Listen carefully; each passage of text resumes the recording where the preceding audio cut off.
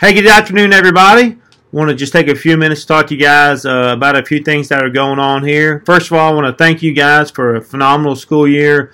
We are about 29 weeks into our 36 weeks school year.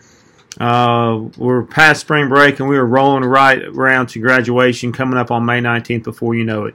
Personally, this is the best year I've ever had at Fulton High School. This is my 6th year. And I feel like we've had a great school year, and it started with a great fall semester. We had a great school culture, rocking and rolling. Teachers were teaching their tails off. Kids were bought in, and we were rocking and rolling. We came back after Christmas, started off a little rocky with the snow days and the flu days, but we kind of worked it out and did a pretty good job that third 9 weeks.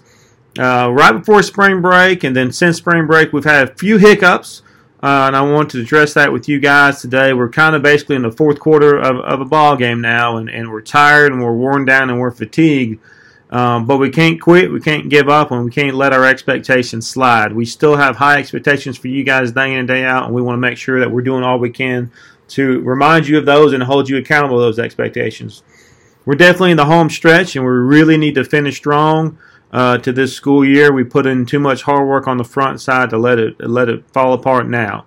It's not so much how you start, but how you finish. We had a great start, so we got to finish even better with that. We got to finish strong, push this thing to the next level.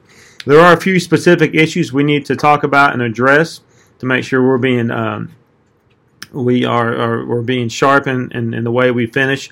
You know, preacher told me one time. That if you can be true and honest in the little things, you can be trusted in the big things.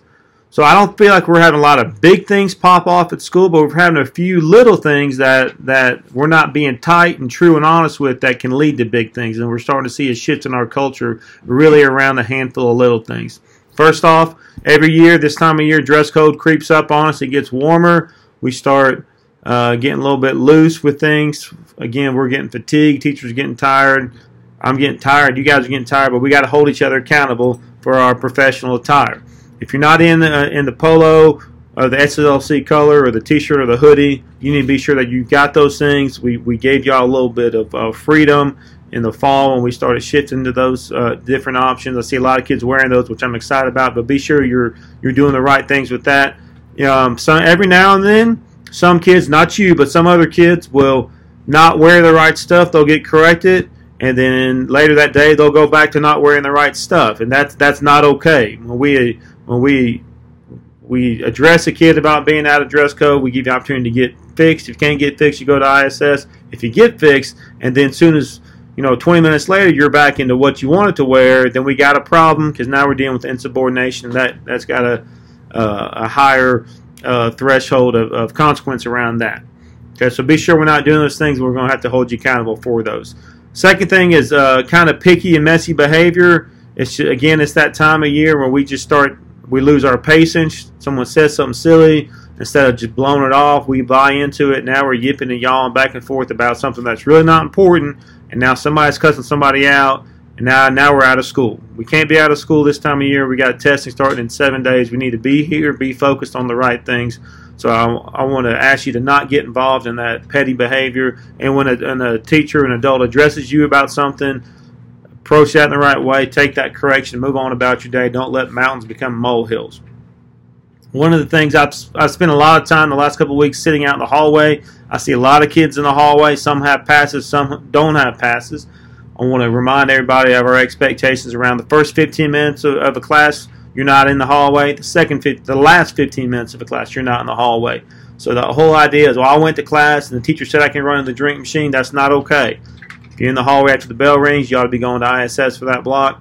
And don't ask your teacher for a pass the first 15 or the last 15. And teachers, when they ask you for them, because they're gonna, don't let them have it. Just say, hey, remember our school-wide expectation, the first 15, last 15, we're not in the hallways. When you're in the hallway with permission, you have that yellow pass. If for some reason the teacher's yellow pass is already out, you need to have another pass and go where you're supposed to go. Which means if I'm supposed to go to the bathroom, go to the bathroom, go back to class. Don't go to the bathroom, the drink machine, down to the cosmetology hallway. Okay, be where you're supposed to be, when you're supposed to be there, doing what you're supposed to be doing. And when you get corrected, get it corrected and go on back without making a thing of it. Expect your teachers to push you and teach you from bell to bell. Okay, that's our expectations for teachers, and that ought to be your expectations for yourself, that you're working bell to bell, trying to get all you can get to finish this year strong. You need to be in your seats when the bell rings, ready to hit that bell ringer, and sitting in your seat till that bell rings. Don't pack up a few minutes early. Okay, we need to be able to close that lesson with a good solid assessment to see where we are to measure mastery for that day, so we can be ready to rock and roll the next day. Appreciate you guys taking a few minutes here. Just let you know that, again, hold me accountable. If you see me doing something I'm not supposed to be doing, we're going to hold you accountable. Teachers hold students accountable. Teachers hold me accountable, because we're all a family here at Fulton Family. We expect to push each other and hold each other to a higher standard. I hope you guys have a great day. I love each and every one of you, and have a good Wednesday.